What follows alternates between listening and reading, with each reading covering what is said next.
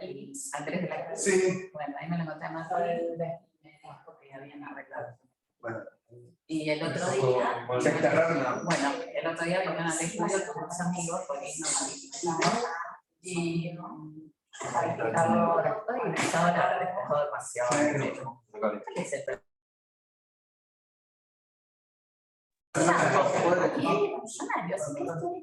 Cuando está blanco.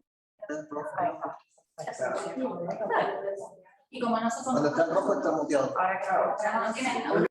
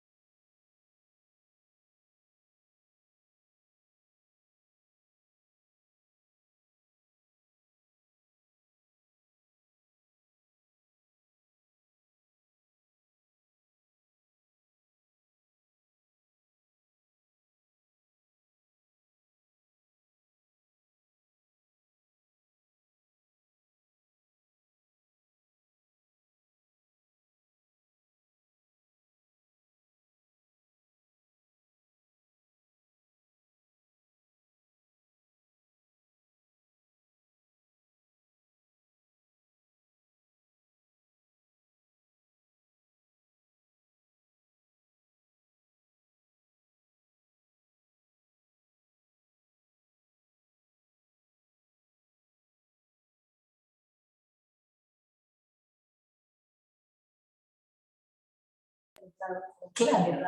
Ramiro.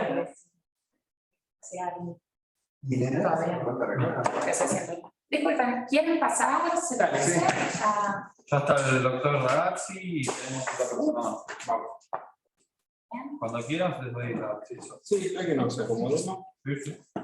Bueno, yo me siento al lado de Ramiro. Dale. Digo, bastante bien.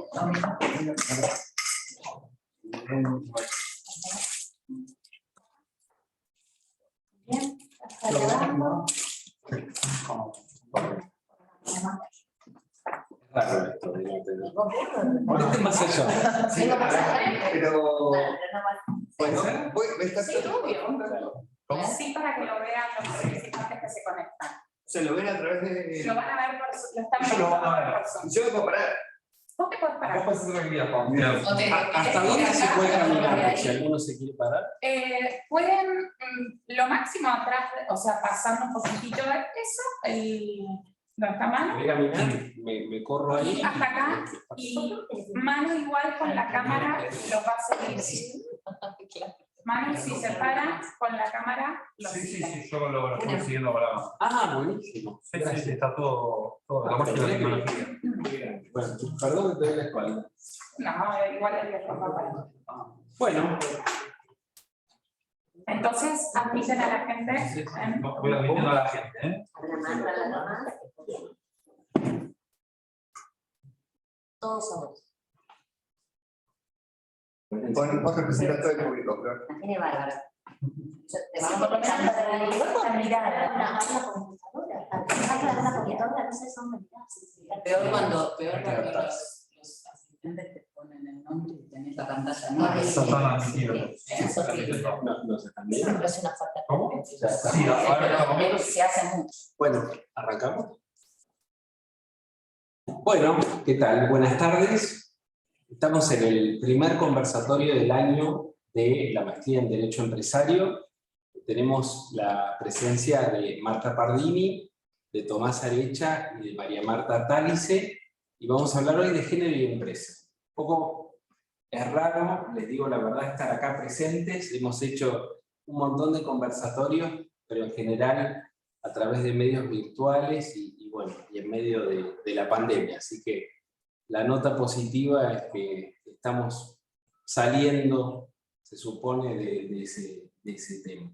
Un poco como introducción, para los que no lo conocen, los conversatorios que venimos haciendo hace tiempo son un espacio para que los profesores de la maestría nos encontremos, podamos hablar de temas relevantes y de alguna manera hacer un poco de academia, y también para, bueno, compartir en esta comunidad que tenemos en la universidad un espacio con personas invitadas, como es el caso de María Marta. Yo la conozco hace un montón de tiempo, sé que ella de este tema es alguien que sabe un montón, que además viene en representación de una figura sumamente relevante. Ahora los voy a presentar bien a los tres, para hablar justamente de la problemática del género, pero es un espacio entonces también para compartir con invitados nuestra pequeña comunidad y cambiar algunas ideas sobre esto.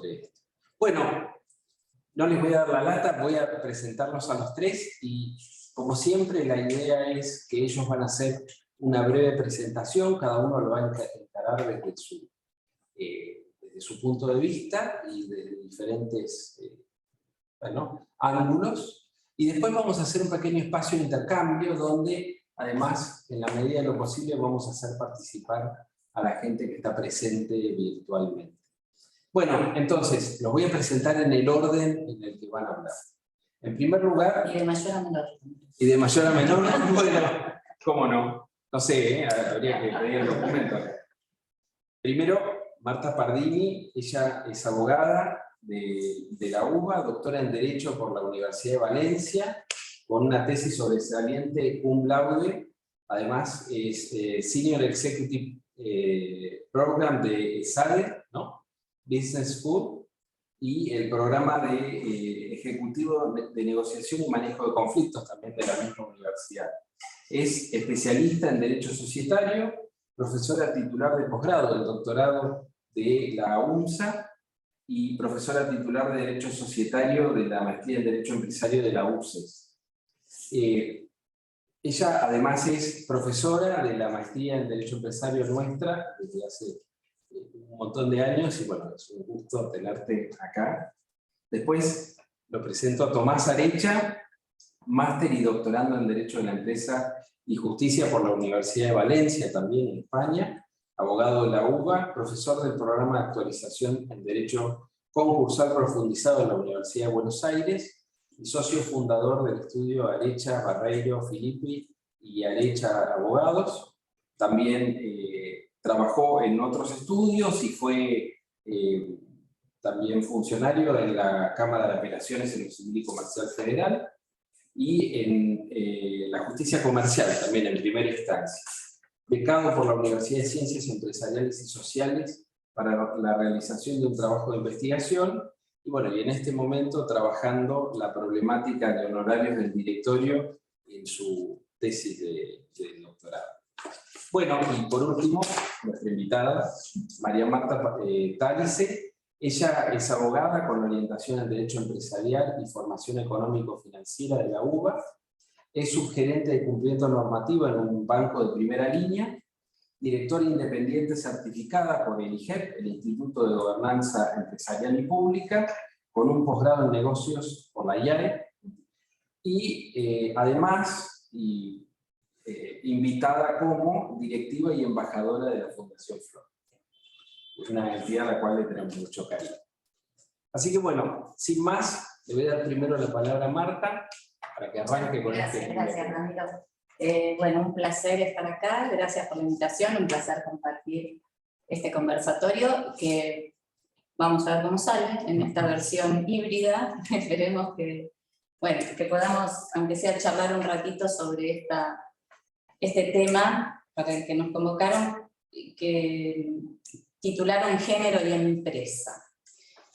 Es muy amplio, voy a tratar de circunscribirme específicamente al derecho societario exclusivamente, y hablar un poquito en general sobre la información que tenemos en este tema, para después darle cabida a Tomás, que va a profundizar mucho más, y a María Marta, que nos va a cerrar la conversación con datos específicos y estadísticos que a lo mejor yo no manejo, seguramente.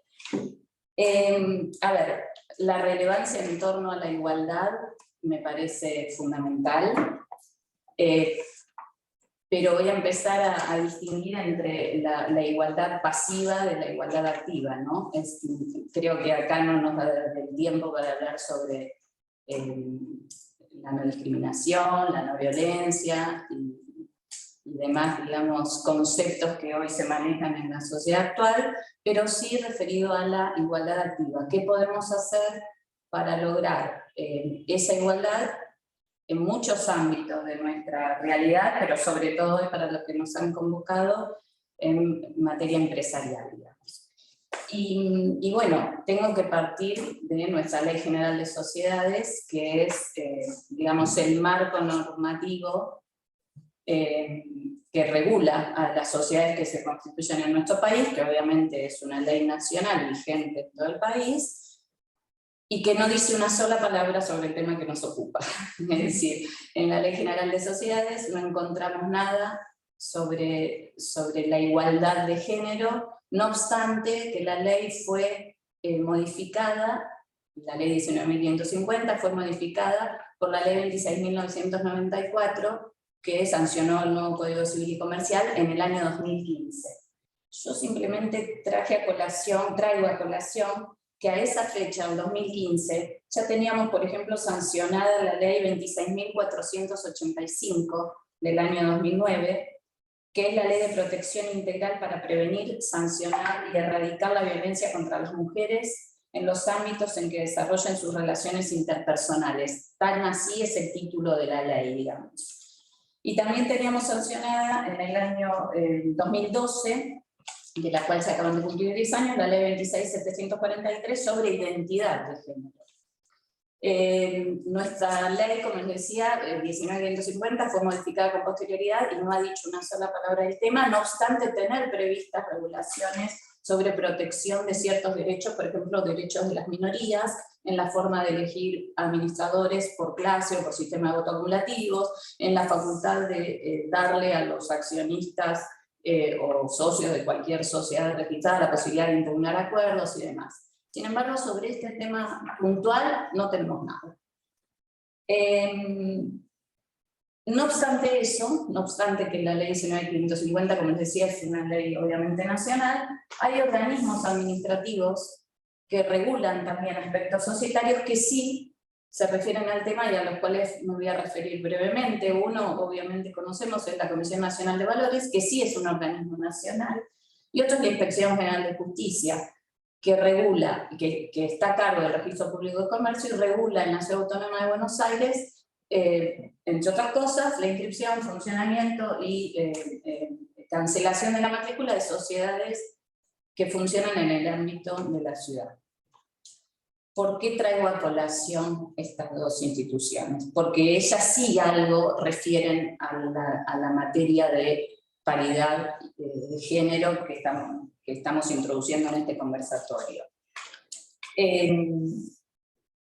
Como consecuencia de la entrada en vigencia de estas dos leyes que acabo de referir, la Comisión Nacional de Valores suscribió en el año 2020 con el Ministerio de Mujeres, Género y Diversidad un convenio marco de cooperación a fin de desarrollar políticas que incorporen la problemática de género de manera transversal y otra vez la igualdad pasiva, tiendan a eliminar la violencia de género en toda la cadena de valor del mercado de capitales, desde la emisión de obligaciones hasta la fiscalización de las sociedades cotizadas. A partir de la resolución conjunta 21.029 del año 2021, se establece una guía de recomendaciones para la igualdad de género en el mercado de capitales. Guía de recomendaciones. Para llegar a eso, ¿qué dice esa guía? Es decir, ¿por qué estas recomendaciones? Bueno, ahí empiezan a saltar datos objetivos y estadísticos sobre las diferencias que encontramos en esta materia. Dice esta guía que a nivel internacional, por ejemplo, en el año 2017, el total de mujeres en cargos de liderazgo fue apenas superior al 18%, y las trabajadoras alcanzaban un rango del 35% en ocupación de cargos rasos, digamos, siendo el que más diferencias tenía, tal vez después María Marta nos lo amplíe, el sector justamente de servicios bancarios y financieros, donde casi el 50% de la población ocupacional es mujer, pero no llega al 20% la estadística de cargos gerenciales o direccionales, ¿no? Bueno, brevemente, en este sentido no estamos ajenos a lo que pasa en el resto del mundo, ¿no? Los informes del Foro Económico Mundial, que destacan incluso el ahondamiento de la brecha después de la pandemia por SARS-CoV-2 que padecimos los últimos años, al 31 de marzo de 2021, y analizando la situación de 156 países, se dice que esa brecha entre géneros alcanza el 68% y necesitaríamos 133 años para lograr la paridad global. Por supuesto que esto difiere absolutamente en los países, en las categorías de países, en la conformación social, étnica, racial, en la situación económica. Obviamente encabezan el ranking de menor brecha los países escandinavos, creo que está a la cabeza, si no me equivoco, Islandia o Finlandia, y por supuesto de allí para abajo hasta los países subdesarrollados encontramos que la brecha es mucho mayor. Volviendo a nuestro tema, ¿qué intentó hacer entonces, imagino yo, para ayudar a adoptar políticas en pos de esta paridad? La Inspección General de Justicia, que es el otro organismo administrativo que refería, que se ha inmiscuido, digamos, en el tema de paridad de género. En el año 2020 se dictan dos resoluciones generales, la resolución 34 y la resolución 35, en virtud de las cuales dispone, en lo que a nosotros respecta, ¿no? Porque se extiende también a asociaciones civiles y fundaciones, que también son instituciones que la inspección regula, pero en materia de sociedades anónimas, no el resto de los tipos societarios que nosotros sabemos regula la ley 19.150, sino en materia de sociedades anónimas, donde hago un paréntesis, también todos sabemos que en un 90% o más esas sociedades son pequeñísimas empresas, son sociedades que en ese 90 o 90 y pico % son sociedades que no alcanzan la cantidad de 5 socios, que son todas constituidas por el capital social mínimo, tienen directorios unipersonales y prescinden de sindicatura. Es decir que, por ejemplo, dejar afuera la sociedad de responsabilidad limitada en esta regulación pareciera que no se condice con el ánimo de procurar una paridad de género mayor, ¿no? De todos modos, las excepciones que contiene la resolución 34 también nos llaman la atención porque han quedado fuera de esta regulación Vuelvo, la regulación se refiere a las sociedades incluidas en el artículo 299 de la ley, esto es las que tienen fiscalización obligatoria por parte de la Inspección de Justicia. Ese artículo 299, recuerden ustedes, tiene varios incisos, y la resolución excluye puntualmente aquellas sociedades que están previstas en el artículo primero, es decir, las cotizadas, obviamente allí entran las normas de la Comisión Nacional de Valores, del inciso segundo, que son aquellas que están en el 299 por capital social, hoy 50 millones de pesos, y las del inciso séptimo, sociedades anónimas unipersonales. ¿Qué nos queda en ese saldo? Poco. Si estamos a la necesidad de implementar políticas o normativa para procurar la paridad de género, ¿no? Nos queda poco. Nos quedan todas aquellas sociedades, por ejemplo, que tienen por objeto la explotación de servicios públicos, obviamente las controladas por ellas. Y ese justamente fue una de las sociedades, esas fueron una de las sociedades que llevaron el tema a la justicia nacional. Esta resolución de la Inspección General de Justicia fue declarada nula por la Sala C de la Cámara Nacional de Apelaciones en lo Comercial, que por supuesto es larga de analizar, pero fue un tema que fue llevado a resolución de la Cámara por una compañía de transporte colectivo de transporte automotor, justamente porque habían quedado incluidas en la necesidad de, vuelvo a la resolución, incluir en su órgano de administración y en su caso en el órgano de fiscalización una composición que respete la diversidad de género, estableciendo una composición de órganos referidos, de los órganos referidos, que esté integrado por la misma cantidad de miembros femeninos que de miembros masculinos. Estableciéndose que cuando la cantidad de miembros a cubrir fuera de número impar, el órgano debe integrarse de forma mixta con un mínimo de 1/3 de miembros femeninos. Esto así para las sociedades por constituirse y para las sociedades ya constituidas a las que le dé un plazo para adecuarse. ¿Qué dice la resolución judicial? Bueno, en primer lugar, que es muy loable la intencionalidad de la Inspección de Justicia en empezar a tratar el tema, porque insisto, a mi modo de ver, si vamos al caso se queda a mitad de camino, porque no es que hace una recomendación para todas las sociedades, sino que implementa una normativa específica y para algunas nomás, ¿no?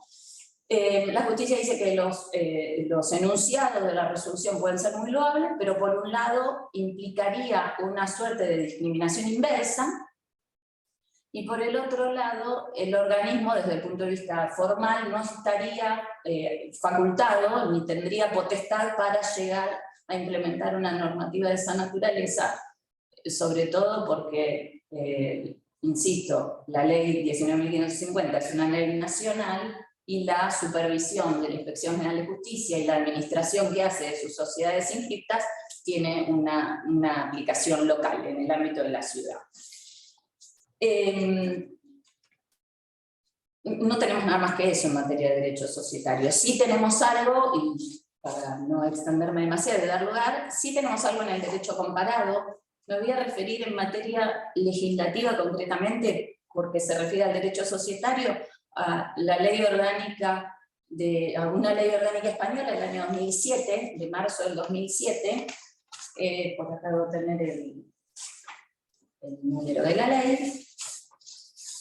ley 3 del año 2007, que se refiere intenta implementar un principio de igualdad de género en el sector público y también en las relaciones laborales, pero en su artículo 75 concretamente se refiere al tema puntual que estoy tratando, que es respecto de las sociedades, y establece que las sociedades obligadas a presentar cuenta de pérdidas y ganancias no abreviada, lo cual no significa que sean solamente las cotizadas, sino que son sociedades de determinada envergadura, de determinada importancia económica, procurarán, dice la norma, incluir en su consejo un número de mujeres que permitan alcanzar una presencia equilibrada de mujeres y hombres en un plazo de 8 años, a partir de la entrada en vigencia de la ley. A ver, ¿y qué significa procurar llevar adelante estas medidas? Bueno, para la mayoría de los autores españoles, procurar era necesariamente imponer una obligación a la sociedad de llevar adelante una obligación de medios, de llevar adelante la cantidad de diligencias suficientes como para alcanzar ese objetivo de la ley, pero cuando nos adentramos en esos objetivos de la ley, que están expuestos en la exposición de motivos, también la situación nos indica que en este caso habría una forma de quedarse otra vez a mitad de camino, porque la exposición de motivos dice, me parece a mí que relativiza la cuestión, porque dice que la finalidad de la medida, refiriéndose puntualmente a esta que acabo de leer del artículo 75, es que el criterio prevalente sea la incorporación de consejeros por el talento y rendimiento profesional, ya que para que el proceso esté presidido por el criterio de imparcialidad, el sexo no debe constituir un obstáculo como factor de elección. Y esto me confunde notoriamente, porque justamente, en definitiva, y para concluir mi breve charla, a lo que yo aspiro, a que la igualdad en nuestras sociedades sea igualdad, en todo sentido, no de género. Yo me considero igual a Ramiro, a Tomás, a María Marta, a un señor que profesa determinada religión, tiene determinada raza o determinado color de piel. No me parece que la igualdad deba pasar por un tema de paridad entre hombres y mujeres nada más.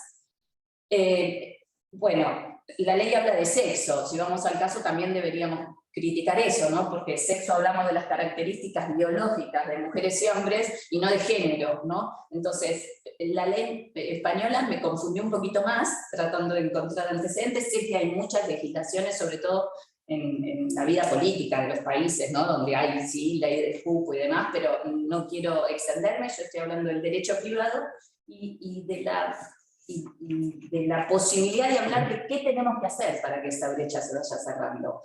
En mi humilde opinión, creo que las imposiciones legales no sirven. Me parece que en materia de derecho privado, de derecho organizacional, de derecho empresario, nada es más importante como el principio de la autonomía de la voluntad.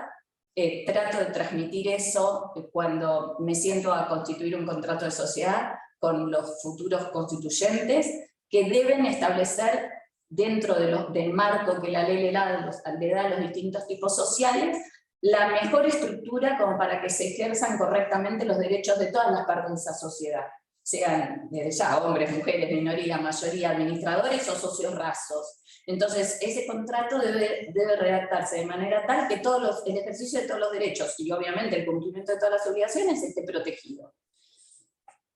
Me parece, insisto, que la autonomía de la voluntad es lo que va a resolver este tema, sin perjuicio de obviamente considerar que debe haber políticas de publicidad y de propensión a que esa igualdad suceda, pero en todos los ámbitos de la vida, ¿no? Imponer realmente que determinados integrantes de un consejo de administración, directorio, órgano de administración de una sociedad sean tales o cuales personas, me parece que vulnera ese principio. Y entonces nos encontramos en casos, es decir, la generalización me preocupa, porque nos podemos encontrar con casos particulares de sociedades pequeñas, medianas, de familia, integradas por personas del mismo género, que no puedan cubrir esas exigencias. Y si bien es cierto que la resolución general, por ejemplo 34, que fue anulada puntualmente en ese caso concreto de jurisprudencia, dice que el organismo administrador puede exceptuar en situaciones fundadas, y más miedo me da, porque partir de la base de que una ley va a imponer, pero después que un funcionario va a determinar si nos dan o no las excepciones, me parece que vulnera mucho más y pone más en peligro la paridad de género a la que anhelo que obviamente algún día lleguemos. Eso es todo. Gracias, Ramiro. Buenísimo, muy bueno. Bueno, no dijiste nada de las asociaciones civiles, así que después... No me metí, es cierto. No me metí. Me quedé en el mundo empresario, llevo adelante por las sociedades comerciales, hoy sociedades. Muy bueno. Bueno, le vamos a dar la palabra a Tomás, que nos va a hablar un poco de uno de los aspectos quizá más problemáticos, sí, injustos, de esto que tiene que ver justamente con la remuneración. Bueno, gracias Ramiro primero por la invitación a esta casa, que es mi casa desde hace muchos años también. Soy parte del máster de Derecho Empresario que dirige Ramiro. Así que bueno, muchísimas gracias, es un placer compartir el panel con estas dos colegas. Nos invitaste a este conversatorio y aproveché que, bueno, que yo estudio bastante la materia de remuneración, intenté, digamos, vincular todos los temas de remuneración y género que hoy están en el tapete, ¿no? Y eso también con una serie de estadísticas. Ahora empiezo.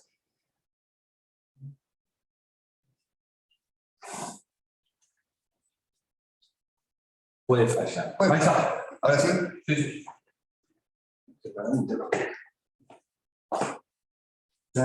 Si no la paso de ahí. O yo te lo paso, ¿Sí? Bueno, la primera. Si querés, me pongo ahí, así, ¿Sí? como quieras. ¿Querés caminar? Igual está pasando, así que... Perfecto.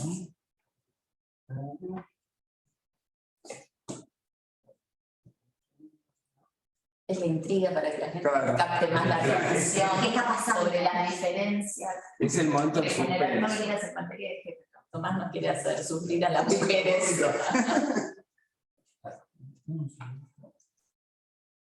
Nos están hackeando, no quieren que mostremos la Algún empleador Claro. ¿Puedes compartir pantalla? discriminatorio.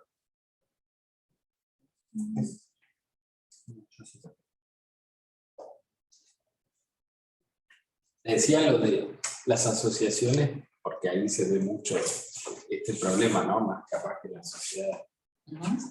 ¿Funciona? Además es cierto que en las asociaciones los órganos de organización son mucho más numerosos en muchas ocasiones, ¿no? Y muchas Entonces, veces tienen que ser asociados y a veces no hay. Exactamente.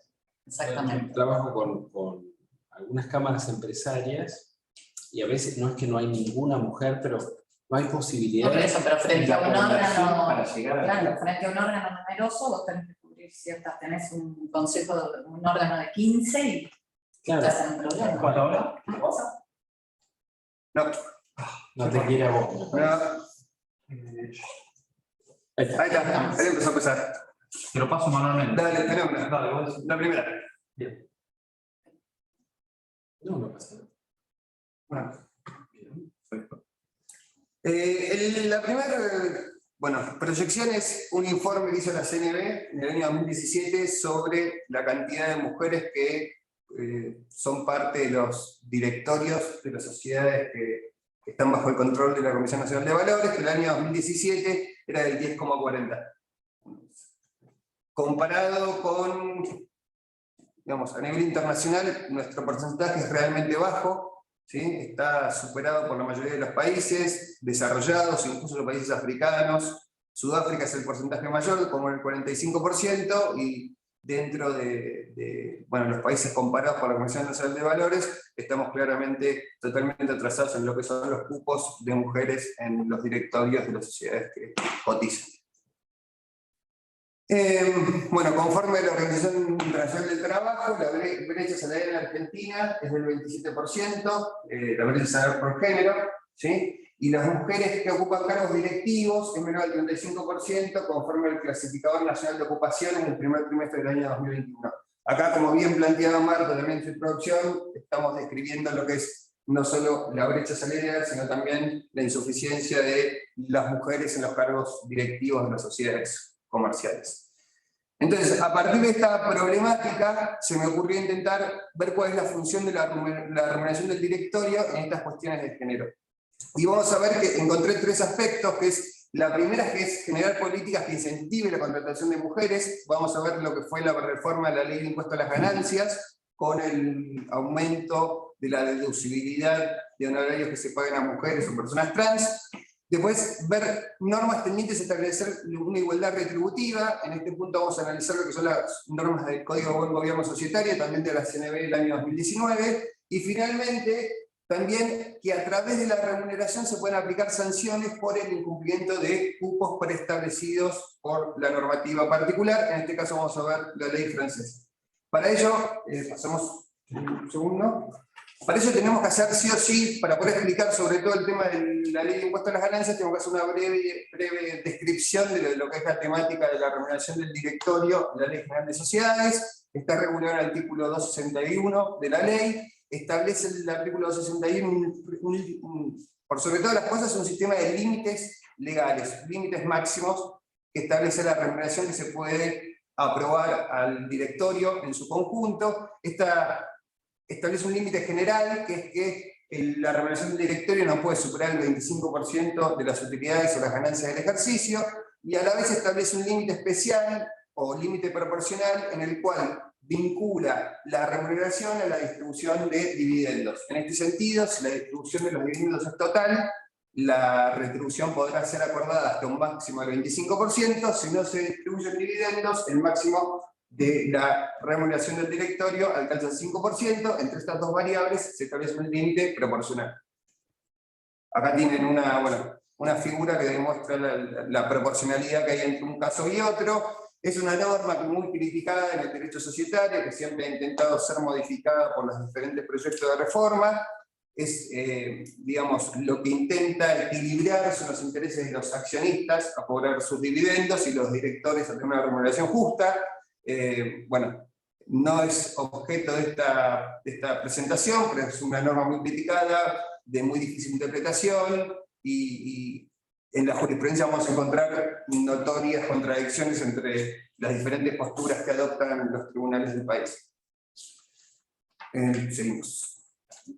Estos límites tienen un régimen de excepción que están previstos en el cuarto párrafo. Se tienen que dar la totalidad de los recaudos establecidos en el cuarto párrafo para poder superar esos límites, superar el 25, superar incluso el 5 de acuerdo a ese límite proporcional. Tiene que haber ganancias inexistentes o reducidas, difícil de determinar con una ganancia reducida.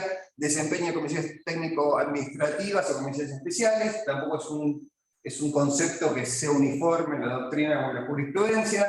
Que figure como un tema específico del orden del día. Esto es a los efectos de la información que van a recibir los accionistas, de que esa remuneración va a ser aprobada probablemente en exceso, que sea aprobado por la Asamblea, agrego que sea aprobado por la Asamblea, esté determinado concretamente cuáles son esas funciones y que se cumplen todos los requisitos, y en caso de impugnación, agrego yo también, será la sociedad la que deba demostrar que esté en condiciones de superar los límites, y finalmente que esa remuneración en exceso se otorgue a esos directores que cumplen con todos estos requisitos.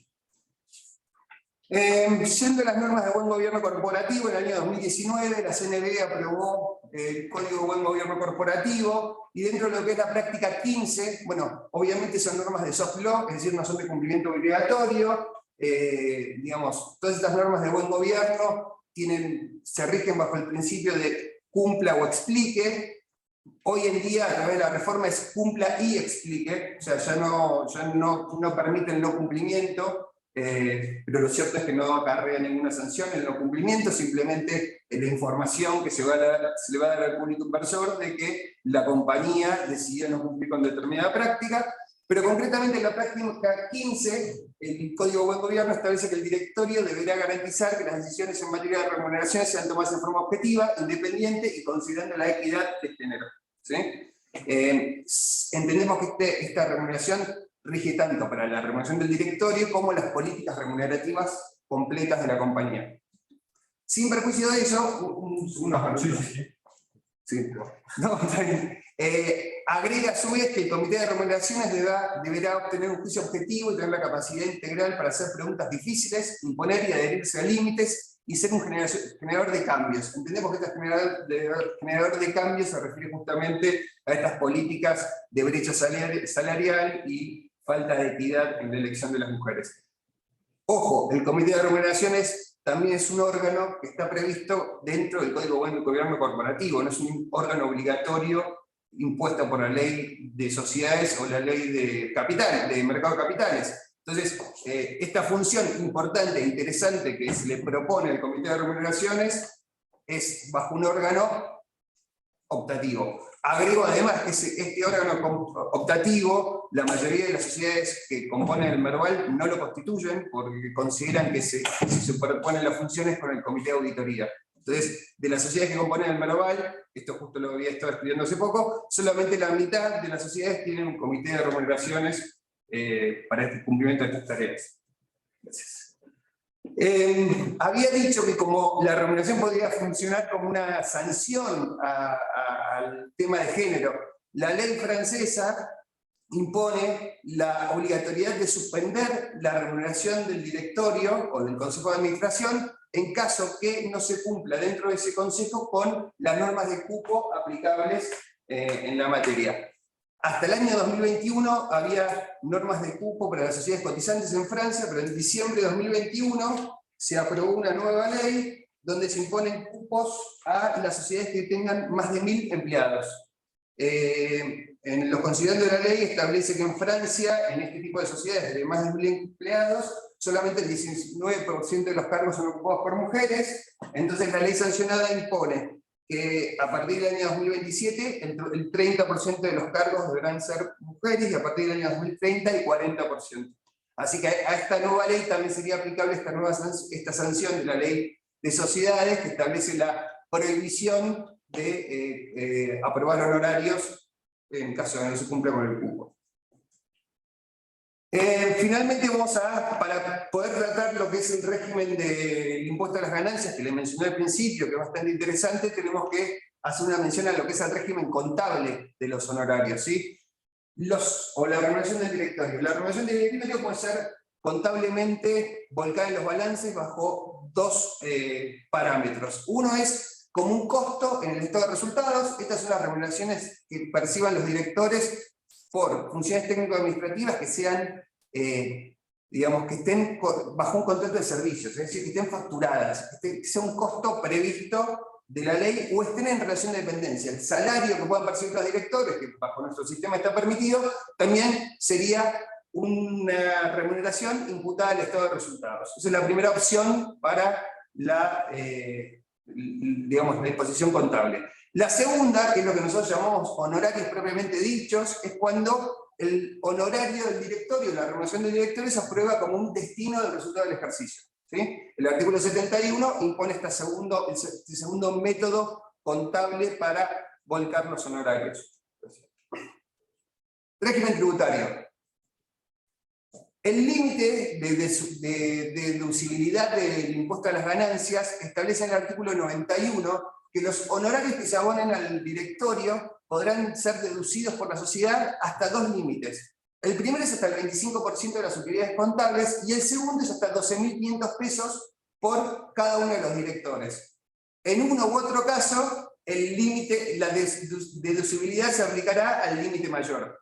Hoy con este desajuste total que tiene los 12.500 pesos, que son 12.500 pesos del año 91. O sea, en el año 91 12.500 pesos representaban $12.500, hoy representan, ¿cuántos son? 600, no sé, pero sí, $40, no sé cuánto. Este límite está este monto está absolutamente desactualizado. Y vamos a ver qué consecuencia tiene ahora en el nuevo límite de deducción. La ley 26.730, creo que es, sí, no, 27.630, reformó este límite de deducción en el artículo 6, aumentando la deducción por el pago de honorarios a los puestos directivos al 40% si se trata de mujeres y al 60% si se trata de personas travestis, transexuales o transgénero. Me parece que es una política loable intentar que a través de una reducción impositiva se logre la incorporación de mujeres a los cargos directivos, pero vamos a ver cuáles son las consecuencias prácticas. El artículo 6 establece que este aumento de la deducción se aplica solamente al monto fijo que se refiere el párrafo anterior. ¿Qué quiere decir? Que estas dos deducciones de las que se menciona, la del 25%, o la de 12.500 pesos, este aumento de deducciones se aplica solamente a los 12.500 pesos. Entonces, es muy loable la intención de la norma, pero en términos prácticos es absolutamente inexistente. Estamos hablando de 5.000 pesos en un caso y 7.500 pesos en el segundo. Entonces, la verdad que, si bien hay una publicación bastante interesante de la Subsecretaría de Políticas Tributarias de Género, que hace mención a que a través de esta reforma se intenta romper el techo de cristal que tienen las mujeres para acceder a cargos directivos, llama la atención que en términos prácticos no hayan realizado este análisis o no hayan intentado que el aumento de la deducción se aplique a los dos límites o se aumente de una vez por todas esta deducción de 12.500 pesos. Aclara la medida que si esta deducción se aplica en una sociedad que está sujeta a cupos, como los que hizo mención Marta, esta deducción se aplica únicamente a los integrantes que representen un exceso en el cupo y no a la totalidad de los miembros. Así que esa es mi charla sobre los efectos que tiene la remuneración en el tema de género, cupos y brechas salariales. Nos ha aportado muchas políticas para superar la desigualdad de género. Vamos a salir de acá con un proyecto de reforma. Mínimo. Sí, Mínimo. Bueno, vamos a darle la palabra a María Marta. Bueno, muchas gracias, buenas tardes, gracias por la invitación, Ramiro. La verdad que es un placer escucharlos. Para mí es un tema sumamente rico, es un tema que me preocupa respecto de las empresas, de la continuidad de las empresas. Antes de empezar, me parece importante contar qué es Fundación Flor, para quienes están acá y quienes nos acompañan del otro lado, para entender por qué les voy a contar lo que pienso que sucede con estas disposiciones normativas que quieren introducir cuestiones como el género mediante cupos. Fundación Flor es una fundación que básicamente lo que hace es promover liderazgos y organizaciones responsables. Nuestra presidenta es Andrea Grobo Copatelli, fundó esa fundación en el 2012 con la idea y el propósito de que más mujeres integren los lugares de decisión, que las organizaciones y los líderes comprendan la importancia que tiene la diversidad, fundamentalmente para sostener en el tiempo las organizaciones y las empresas. Entonces, con esto en la cabeza, Fundación Flor, entre los múltiples programas que tiene cosas de mujeres, por supuesto que más abocado al ámbito emprendedor, tiene un curso de liderazgo para mujeres en decisión, más vinculado a la parte, si se quiere, corporativa, empresarial, organizacional. Y en ese espacio, que yo conocí en el 2016, mi concepción respecto de si era necesario o no tener normas que impulsen el cupo de género fue mutando con el tiempo. O sea, yo ingresé en el 2016 con una visión más vinculada a la meritocracia, a que quienes querían llegar con mérito y esfuerzo propio iban a poder. Yo en ese momento tenía 30 y pico de años, ya bastantes años dentro de la organización en la que trabajo. Había tenido un crecimiento paulatino en la organización, había llegado a cierto espacio de decisión, pero empecé a comprender que mi realidad no era de muchísimas mujeres. Empecé a comprender esta problemática de la falta de diversidad, y coincido con lo que dijo Marta, y en eso hago un hincapié enorme. El género es solo uno de los aspectos, pero sin dudas es el más visible porque es uno de los mayores colectivos, entonces siempre hablamos de diversidad y hacemos como foco en género. Hoy un poco la invitación en la propuesta era género y empresa. Y entonces yo acá me sincero y digo, yo fui como masticando esta idea de cupo. O sea, al principio era bastante reticente al cupo, lo sentía como una discriminación positiva. Yo viví la ley del 91 de la reforma de los partidos políticos con 12 años, y una mirada de por qué nos tienen que dar un cupo, nosotras por capacidades podemos llegar, no, o sea, me sentía como agraviada por esa situación. Eso fue cambiando no solamente a partir del 91, bueno, uno va incorporándose en distintos espacios, enriqueciéndose en el debate y demás, y lo cierto es que a partir de interactuar con estos espacios organizacionales donde se empiezan a abrir debates de cuál es la riqueza que aporta la diversidad, cuál es el valor que agrega la diversidad a las organizaciones, empecé como a tener como una mirada más sistémica de por qué era necesario el cupo en un contexto en el que no pareciera que voluntariamente esa brecha se acortara. Entonces, habiendo hecho todo este paréntesis y robando unos minutos a la presentación, pero para poner en contexto un poco qué es lo que para mí se debate detrás de estas normas, arranca con el tema, y así acá vuelvo a marcar, de la voluntad de las partes, de la autonomía de las partes al momento de la contratación y la realidad que existe para quienes hacemos del gobierno corporativo algo cotidiano en nuestro hacer. Sabemos que hay normas que resultan mandatorias y normas que resultan voluntarias, en lo que hace la organización societaria, lo que hace la organización de las distintas formas de agrupación, para no hablar solamente de sociedades. Porque me parece importante, más allá de que hoy hablemos de empresas, empezar a hacer como referencia a las organizaciones. Y entonces, básicamente, como decía también Tomás, los reguladores, cuando empiezan a hablar de género, saben, al menos por cómo está nuestro plexo normativo hoy, que no hay espacio para la obligatoriedad de la norma, para la obligatoriedad de este tipo de disposiciones, y nos empezamos a manejar en la órbita de la voluntariedad, ¿no? Entonces hablamos de que la CNB habla de principios o recomendaciones, no solamente respecto a retribuciones o de lo que tiene que ver con el comité de nominaciones, lo hace también en relación, no recuerdo ahora con exactitud el número del principio, pero también hace referencia a la composición del directorio. El Banco Central de la República Argentina sacó a principios de, no recuerdo si fue 2021 o 2022, porque a mí la verdad que como que los años en estos últimos dos se me mezclan, pero sí tengo certeza que la comunicación es la A7100, así que tiene que ser de 2021 seguramente, me corregirán los que están del otro lado ahí con acceso a Google, que también hace referencia a la importancia y el lineamiento de que los directorios empiecen a estar integrados con diversidad de género, que empiecen a informar la cantidad de mujeres. Ahora recientemente sacó el mismo regulador para los bancos una ampliación respecto de la política de transparencia, donde los bancos tienen que informar la cantidad de mujeres que integran el directorio, el órgano de fiscalización, lo que sería la alta gerencia y el resto de la dotación. Me parece que empezar a tener estas cifras nos va a permitir construir un punto de partida más claro respecto de si son necesarios o no los cupos y por qué son necesarios o no los cupos. Creo que nos falta mucha estadística dura Nos falta dato cuantitativo que nos permita fundar con certeza de por qué el Estado tiene o no que intervenir en la voluntad de las organizaciones, en este caso de cómo administrarse y cómo dirigirse.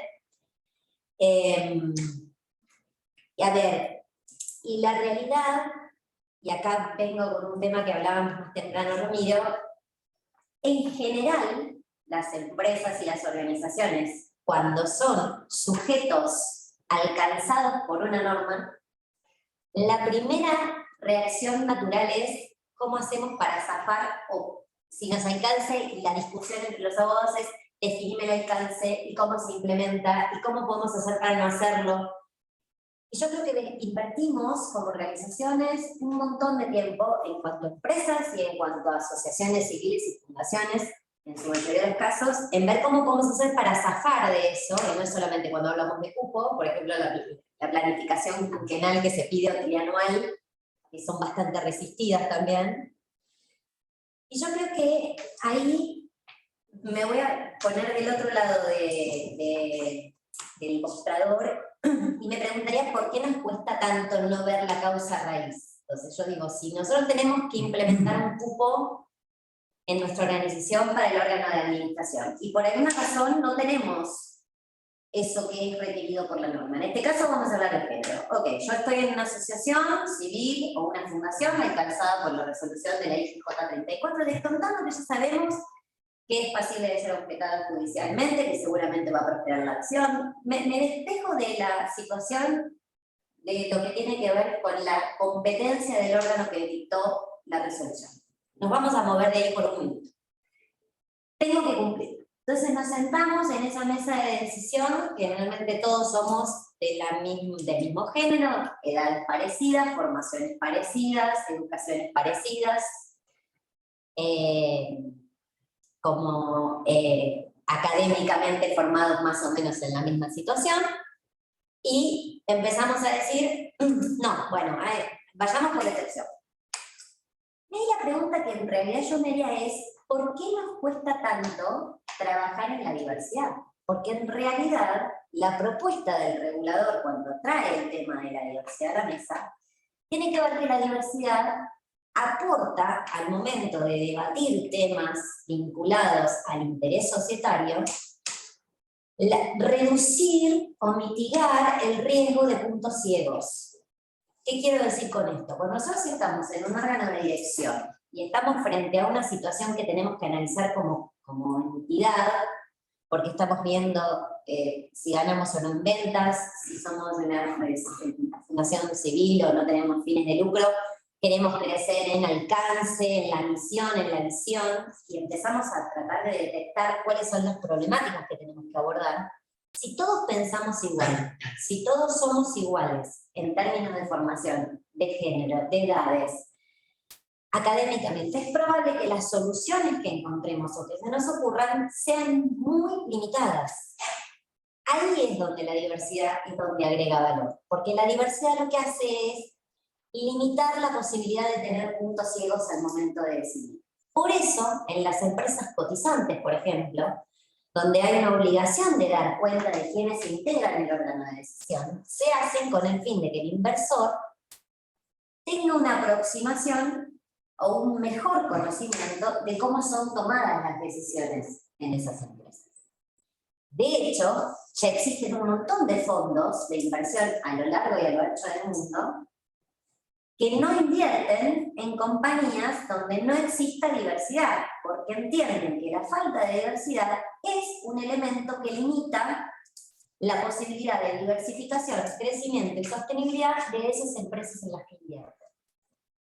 ¿Por qué digo todo esto? Porque lo que yo siempre digo es, la norma nunca es anterior a los hechos. La norma siempre viene de algún modo a mitigar un riesgo detectado. Así como creamos las normas de antilavado y lucha contra el terrorismo, empezaron a aparecer normas que fueron ni más ni menos que el resultado de crisis anteriores. Estas que hoy estamos debatiendo, por ahí parecen más difusas, pero lo cierto es que las compañías que han logrado mayores ganancias y mayores ¿cómo se dice? Como trayectoria en el tiempo, son empresas que han entendido la diversidad, la creatividad, la innovación, y todas esas cosas vienen de la mano de la diversidad. Es poco probable que en un espacio donde no hay diversidad haya espacio para la creatividad. Y de hecho, muchas de las compañías, cuando vos lees el porqué de los fracasos, ejemplo, uno de los más conocidos es Kodak, cuando no vio el irse hacia lo digital, analizaron quiénes se integraban en el directorio, y eran todas personas que por la edad y por la formación tenían una aversión al riesgo y a la creatividad. Entonces, para ir resumiendo, porque ya nos estamos yendo de tiempo, y no quiero redundar en estadísticas que para mí todavía son flacas, son estadísticas que en su mayoría son tomadas del exterior y tratadas de replicar en Argentina. Yo creo que este principio de los reguladores de empezar a pedir de algún modo explicaciones y empezar a abrir las brechas, creo que lo de los salarios debería ser público, como lo es en Chile, sobre todo con las sociedades estatales. Nos permitiría tener un diagnóstico más acertado, que termina redundando en una política que sea más asertiva. Porque para que la política sea asertiva, tiene que estar dirigida y fundada en aquello que quiere e intenta corregir. No es casual que la misma empresa que sostuvo ante la IGJ que no le era aplicable la resolución 34 y 35, sea del rubro de aquella empresa que tuvo que tener un fallo de la Justicia Nacional para incorporar mujeres en la dotación de mujeres para transporte.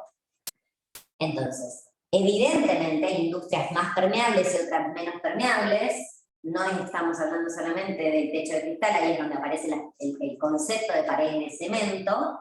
Creo que cada industria es distinta, y hablábamos de las actividades vinculadas a la industria STEM. Pero de cualquier modo, de nuevo, lo que ponemos sobre la mesa es la voluntad de quienes dirigen las empresas.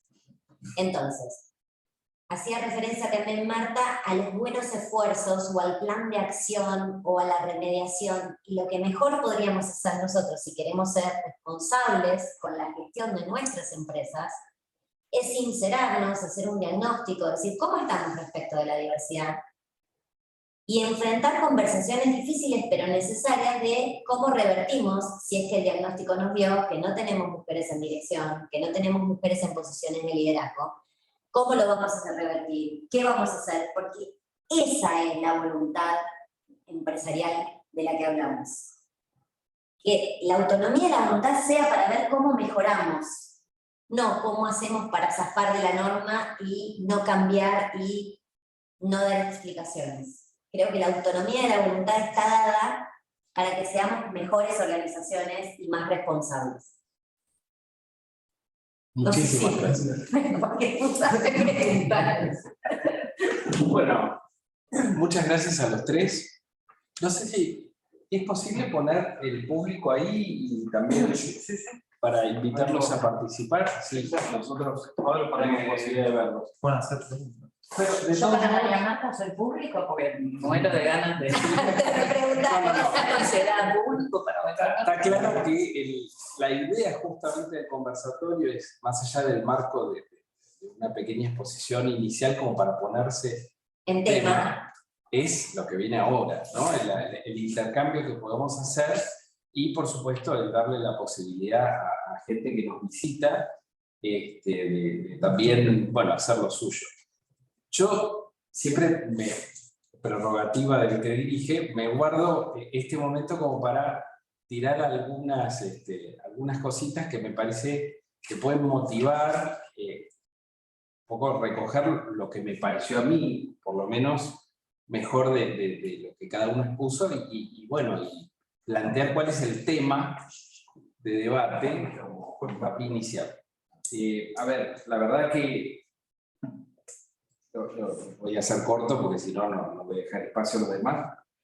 Está claro que acá hay un problema en el cual, y la coincidencia, yo creo que nadie puede negar que el problema existe. O sea, el problema está, se ve en las estadísticas, en los números, más allá de las falencias informativas, sobre todo internas, no nacionales. Capaz en otros países el tratamiento de este tema tiene más tiempo, más antiguo, pero la Argentina es un país donde este tema se empieza a discutir hace poco.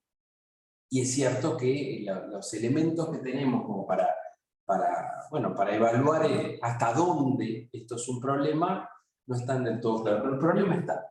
Entonces me parece que el marco de la discusión tiene que ver quizá con cuál es la función del Estado y de la ley frente a este problema, si es que tiene alguna función. ¿Sí? Me parece, y esto es una opinión, pero yo creo que esto no es un problema de las mujeres. No es un problema de las mujeres. Es un problema de la sociedad. Y de hecho, vos dijiste algo al respecto, hay estadísticas, inclusive hay una estadística que no me la recuerdo del todo, creo que es de la OCDE, que habla de una corrección del 5% del PBI mundial si realmente los órganos de dirección de las compañías fueran realmente diversos. Justamente a lo que vos te referías, al valor que la diversidad tiene en el funcionamiento de las compañías y en la toma de decisiones. El valor de la diversidad... Hay un montón de gente. Hay un montón de gente. Puse ahí para que se puedan ver mutuamente. Claro, sí, sí. Perfecto. Está habilitado el micrófono y el video, lo pueden poner todo Buenísimo. el mundo.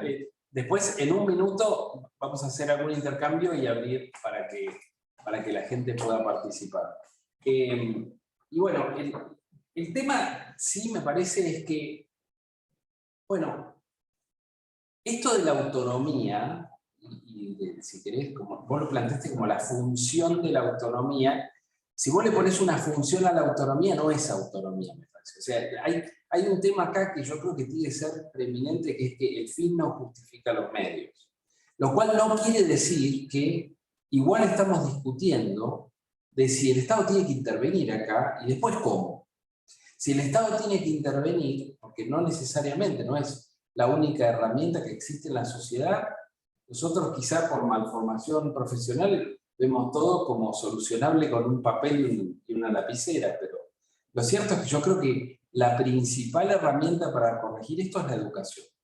En el largo plazo, el cambio real tiene que ver con lo que hacemos acá, con discutir el tema, ponerlo en evidencia, presentar el problema y de alguna manera trasladarlo a quienes, nuestros hijos, ¿no? Nuestros parientes, nuestros alumnos. Bueno, está este problema que hacemos y corrijámoslo. Pero de todos modos, lo cierto es que el cupo como tal, y en muchas circunstancias, es una herramienta que ha demostrado ser muy poderosa. Claramente no es la única.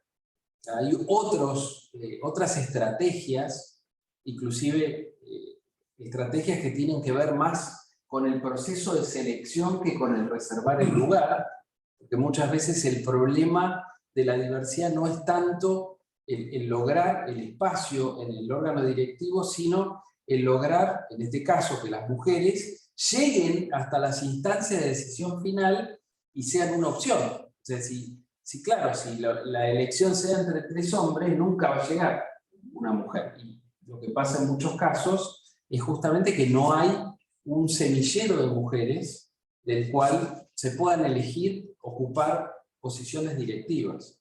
Por eso es tan importante, me parece a mí, lo que intenta hacer la Fundación Flor. Esto de preparar y concientizar de alguna manera para justamente abonar ese proceso de crecimiento. Pero me parece que aún así el cupo tiene que mirarse, por lo menos yo creo, con alguna restricción, justamente porque tiene ese problema, el problema de la imposición, ¿no? Desde afuera además. Y en la Argentina además, lo hablábamos antes, en un contexto en el cual el Estado no es ejemplo. No se hace eso que creo que vos, Marta, decías, de que primero los órganos estatales, poner el punto de partida para después quizá ir hacia el privado. Hay una responsabilidad social diferente, me parece, desde el Estado que desde la empresa. Así que bueno, puesto en contexto el tema, ahora, Marta, creo que vos querías No, decir sí, algo de esto. sobre todo el Estado, si es el que nos va a imponer estas normas, obviamente, el Estado debería ser el primero que da el ejemplo. Pero es un poco como vos decís en materia de educación. Si tenés hijos varones, en tu casa tratás de impulsar justamente esto, que somos absolutamente todos iguales, que no importa el tema del género de las personas, sino que todo el mundo es igual ante las oportunidades que se le brindan y ante las elecciones también que hace cada uno. Porque es cierto que es un tema evolutivo. En la época de nuestros abuelos, la mayoría de las maestras eran mujeres. Era raro encontrar un maestro hombre, tal vez, o de mi bisabuela. La mayoría de los médicos eran hombres, porque a las mujeres les estaba dado. Todo eso ha ido cambiando. Lo que yo veo mal es como decía, coincido totalmente con María Marta en el sentido de que la ley no puede venir a modificar hechos preexistentes, ¿no? O al revés, la ley no puede imponer hechos para adelante. Y en el derecho comercial, toda la vida hemos aprendido de nuestros grandes maestros que justamente el derecho comercial viene a recoger situaciones de hecho que se vienen dando, prácticas y costumbres que después son recogidas en la ley. Entonces, a mí me suena muy mal, más allá de la utilidad que pueda tener, yo lo que creo es que hay que mirar los resultados también. Porque como María Marta dice, muchas veces estamos debatiendo en una mesa a ver de qué manera violamos la disposición que el Estado nos impone para respetar determinados cupos, por ejemplo. Eso es lo que no debe suceder. Entonces, ¿qué sentido tiene imponer obligatoriamente un cupo si estamos, en vez de aprender a entender por qué el cupo, estamos buscando la forma de violar esa disposición o sortearla? Me parece que lo que hay que ver es el resultado.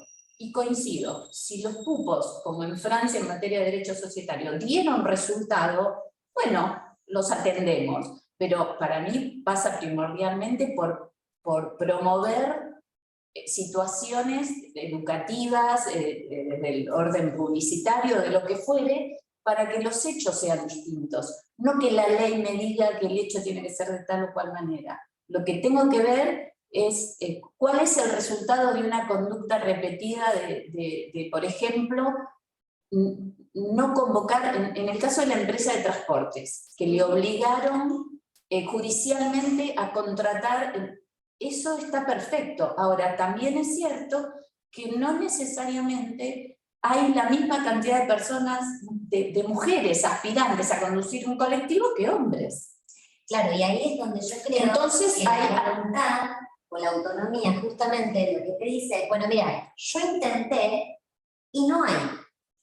¿Qué puedo hacer para que esto mejore? ¿O cómo puedo sortearlo? ¿Cómo puedo mejorarlo? Sí, pero difícilmente una empresa de esas características publique un aviso para contratar mujeres, porque ahí también estamos discriminando mal. Si yo publico un aviso para contratar conductores de colectivos, y si se presentan 10 hombres solamente, y necesito 10 vacantes cubrir, los contrato, y si se presentan 10 hombres y 2 mujeres, bueno, ahí tomaré por capacidad. Lo que digo es que es selectivo también. Sí. Y debemos dejarle, cuando hablo de autonomía de la voluntad, no digo todo librado a que, lo que digo es, también las mujeres tienen derecho a presentarse o no a determinados cargos o puestos para ocupar. Estoy obviamente totalmente en desacuerdo que se le impida a la mujer por el hecho de ser mujer, como al hombre por el derecho de ser hombre, no ocupar determinada posición.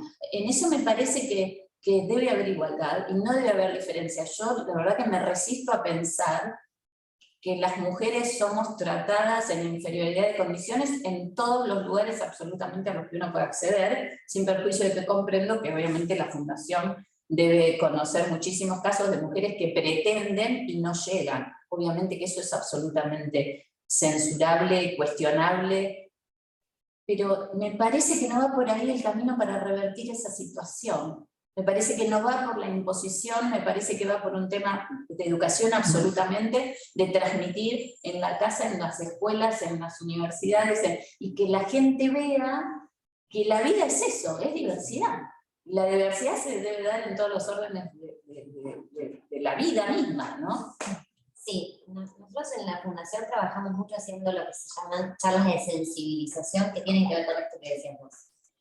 Y que tiene que ver con empezar a conversar sobre el valor que se agrega, sobre los riesgos que se mitigan, sobre las oportunidades que aparecen al incorporar diversidad en los espacios de decisión. Ahora, sumamente importante la sensibilización, la capacitación. Hay un montón de otras cosas también que pueden hacerse, que coincido con vos, Ramiro, en cuanto a si el cupo es la única acción posible. No, no es la única acción posible. Sí, está probado, y de hecho la experiencia internacional nos demuestra que el cupo es un dinamizador, y entonces en la medida que el cupo es mandatorio, no genera, tracciona, y esas posiciones se van cubriendo. Y de hecho tienen metas previstas con determinadas cantidades por año, o sea, no es que son de un día para el otro, las empresas se preparan.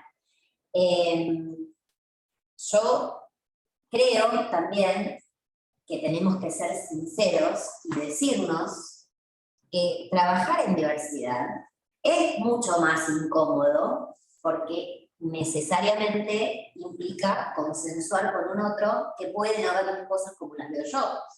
Entonces es atendible que en empresas donde hay un órgano de dirección cerrado, donde es un capital cerrado, donde los socios son los socios que aportaron el capital para empezar a trabajar y son los que mantienen esa empresa girando, Hay una monodirección. no tengan ganas De abrir el variables. juego, claro, y tener que convivir con la diversidad, porque así como agrega un montón de valor, yo también soy consciente de que te genera mucho más tiempo y es más trabajoso llegar a un consenso en la diversidad. Bueno, me llamaba la atención que el código de buen gobierno corporativo, cuando habla del comité de remuneración, dice que se atreve a hacer preguntas incómodas. O sea, Sí, digamos, tiene un parámetro como vos porque decías, esa incomodidad la que genera. es la que genera la diversidad. Y después, me había olvidado decir también cuando vos decías que faltaban estadísticas, me llama la atención que la CNB tiene publicados 2 informes bastante interesantes de género, pero en ninguno de los dos toca el tema de la brecha salarial. Sí. Y es la única que lo puede tratar porque el informe que tienen que hacer las compañías sobre remuneración es global, en el sentido que es por todo el directorio, y hay un informe individual que estoy viendo a las compañías para que es de acceso restringido. O sea, por la autopista financiera no podemos ver el disclosure, digamos, la individualidad. Pero lo tiene. Lo tienen, y sería súper interesante, digamos, manteniendo el anonimato, que informaran cuál es la brecha salarial en las mujeres que conforman los directorios. Pero por La eso CNB. hablo, perdón. No. No, pero por eso digo que, a ver, la diversidad totalmente, que suma, nunca resta, la diversidad suma. El tema es dónde está el límite de no generar esa diferencia de opiniones y demás, un conflicto por una imposición externa, porque me suena un poco a la recomendación de los organismos de control de eso, a hipocresía, en definitiva, porque hablamos de los organigramas, de los funcionamientos de los organismos de contralor, de la CNB que dice, sí, procuro, es decir, suena a que la imposición externa, si no partimos de la base del sinceramiento que vos decís, de plantearnos si realmente estamos haciendo las cosas como las debemos hacer, y frente a la igualdad de condiciones, darle a todos la misma posibilidad, no importa si es varón, si es mujer, o sea, me niego a hacer la diferenciación entre varón o mujer, claro, porque yo hablo de igualdad, en igualdad de condiciones, no hay que discriminar por edad, por sexo, por género, por Lo que nada. pasa es que hay otra conversación que viene muy pegada a Sí. esto, que son los sesgos inconscientes. Sí, Claro. Entonces, es muy difícil es muy difícil. que podamos, porque deberíamos ir hacia el escenario de currículum ciegos, posiciones por terceros, posiciones que son pedidas sin el género. Y remontarnos antropológica y sociológicamente a Hay como situaciones un montón de hasta cosas. tribales, El te diría. sesgo Claro. inconsciente limita lo que hasta incluso uno piensa que decide voluntariamente. Sí, a ese nivel. Sí. Bueno, Y me pasa a mí que yo de este tema me gusta y 1000 veces me encuentro diciéndome, Estoy discriminando. ¿qué es esto? Claro. ¿De dónde salió? Esto del límbico, viene de acá abajo, memoria reptiliana, que me corrigen mis hijos, obviamente, Claro. que son quienes tienen. Claro. Hoy más amplitud de criterios. Sí, y están mucho más despojados de estos sesgos. Entonces, cuando yo hago algún comentario, generalmente la confianza del hogar son los que no. Sí. Entonces, ¿Qué estás diciendo? ay, claro, ahí la fiscalización aparece inmediatamente. A ver, no está mal tampoco que opinemos distintos, que tengamos, porque obviamente somos distintos biológicamente, afectivamente, emocionalmente, hablando de hombres y mujeres, ¿no? Lo que digo es la igualdad de oportunidades, de derechos, de ejercicios, de todas las potestades que se nos da. A eso me refiero a la igualdad, porque obviamente no somos iguales, está claro.